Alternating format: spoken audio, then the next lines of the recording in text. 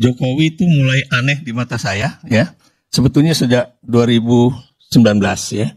Bagaimana Gibran diajukan di Pilkada Solo. Saya termasuk orang yang terlambat sadar, ya. Kalau EF itu ngeledekin saya, Mas Ikrar baru tahun kemarin gitu kan, sadarnya gitu kan. Saya bilang, kayaknya lu bener deh, gue salah gitu kan selama ini gitu kan. Tapi sebentar Prof, kenapa Profesor, Anda kan Profesor nih, Iya. kok dari 2019 baru sekarang sadarnya? Anda kan Profesor, harusnya enggak. Iya, Saya melihat justru setelah PDI dan Jokowi tidak mesra, Anda baru keluar dari situ. Oh, jadi nggak bisa begini. juga. Saya juga mencatat itu. Oh, iya. Jadi nggak Begini. bisa juga begitu bicaranya. Bahwa persoalan Jokowi dengan Mega itu memang persoalan periode ketiga, ya, yang tidak ingin diberikan oleh Megawati. Kenapa? Karena itu bertentangan dengan konstitusi, ya. Jadi itu memang benar dilakukan, ya. Kalau dikatakan tadi loh, kok Puan kok ngasih? Puan juga merasa akan ada sandera. Salah Prof. Puan bukan ngasih. Puan mengatakan ke publik bahwa Pak Betul, Jokowi tidak pernah minta 3 periode. Betul. Mana ada presiden Indonesia yang pulangnya diantar rame-rame, digotong-gotong juga nggak ada, gitu ya. Semuanya juga kalau udah selesai ya selesai, gitu. Iya, goodbye.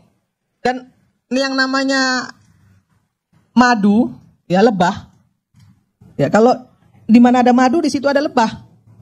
Di mana ada gula di situ ada semut. Pada saat dia berkuasa ya dia dilulukan semua. Wah, saya juga jadi saksi kok di ILC ini.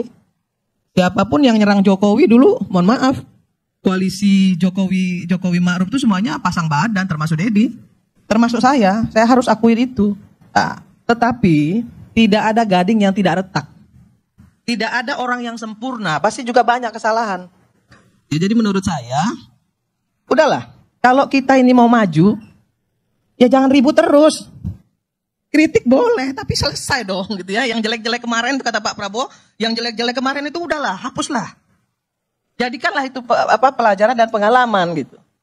Kalau mau kita diskusikan sampai titik darah terakhir, ya kan siapa yang salah, siapa yang benar.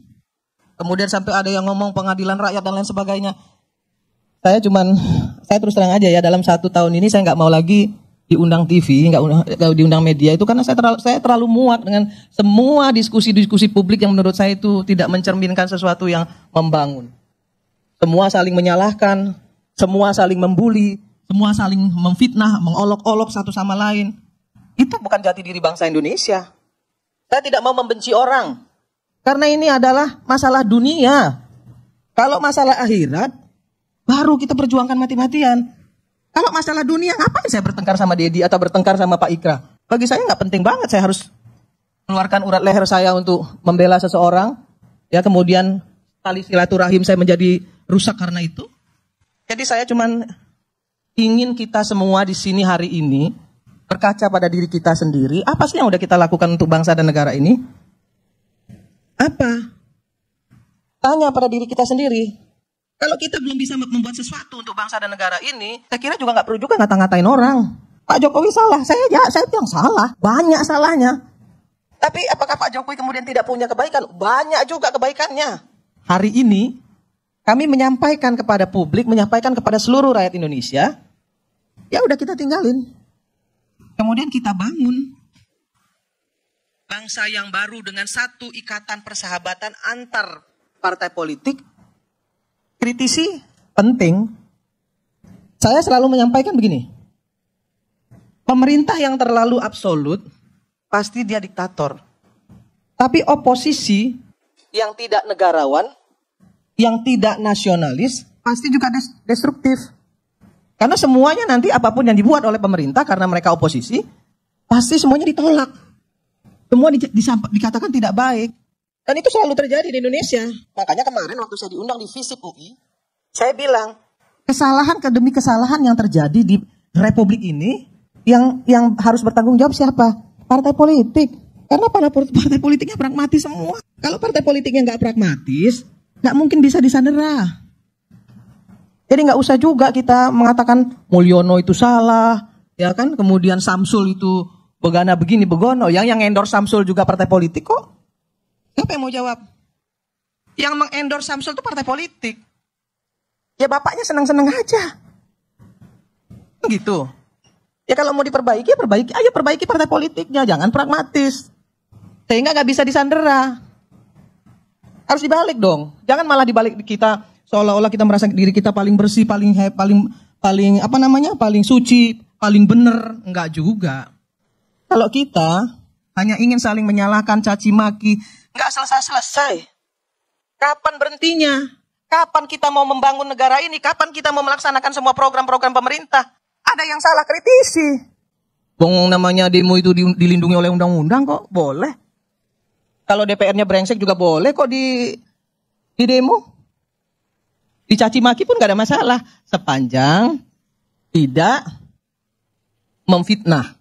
Kapan Indonesia ini akan jadi negara hebat kalau hal-hal kecil aja masih dipersoalkan? Kenapa kita nggak persoalkan hal-hal yang besar? Persatuan dan kesatuan bangsa kita, agar ke depan Indonesia ini akan menjadi negara besar.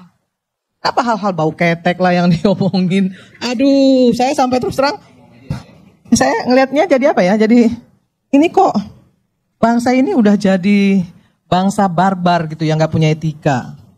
Hal-hal kecil loh, hal-hal yang nggak pantas itu diomongin, didiskusikan. Itu benar-benar saya tuh benar-benar bukan orang yang punya pendidikan yang bisa membawa bangsa ini ke depan menjadi lebih baik. Saya juga minta nih sama forum rektor. Ini ada 2 RUU loh. Satu RUU perampasan aset, yang kedua RUU PPRT. Apa yang dilakukan forum rektor? Dorong dong DPR untuk mengesahkan itu, ya. Ayo sampaikan kepada anggota DPR, selesaikan itu RUU. Apa yang dilakukan DPR? Nggak ada juga. Saya anggota DPR loh. Tapi bagi saya, nggak ada salahnya juga saya mengkritisi DPR. Tapi mengkritisinya juga konstruktif. Bayangin ya, ini partai politik ini, yang penting bagi partai politik hari ini, dapat kursi, bisa masuk parlemen. Mau pecandu, mau koruptor, mau yang, saya udah nggak tahu lagi deh. Yang punya otak, nggak punya otak, masuk semua, yang penting bisa bawa kursi. Hancur negara ini kalau yang namanya parlemennya seperti ini. Kan begitu. Perbaiki partai politiknya, perbaiki kaderisasinya. Pilih benar-benar anggota yang benar-benar bagus. Ada aktivis yang bagus, punya otak, mau membangun bangsa ini, nggak punya finansial. Ya dorong dong, bantu. Jangan malah anaknya si A, pengusaha si B, masuk semua ke DPR. Nanti sampai di dalam DPR, apa yang terjadi? Cuma jadi follower. Tanya tuh Dedi. Tuh nggak ada. Follower datang duduk, bawa makanan, dibawa-bawain sama sama asistennya. Duduk aja. Giliran kunjungan kerja cepet. Ya itu isi DPR kalau partai politik nggak memperbaiki. Sedih loh aku. Bagaimana kita bisa berharap kalau parlemen kita seperti ini? Apa terus itu yang salah Jokowi juga? Bukan saya membela Jokowi, enggak. Ada banyak kesalahan mungkin yang dibuat beliau. Tapi ada juga banyak prestasi yang dia buat, kan begitu? Nah, itu dia video kita kali ini. Silahkan ketik komentar kalian di kolom komentar. Sebelum saya akhiri, jangan lupa like, komen, dan subscribe-nya agar tidak ketinggalan informasi dan notifikasi dari channel ini. Saya Berceka, Assalamualaikum warahmatullahi wabarakatuh. Salam sehat selalu, bye-bye.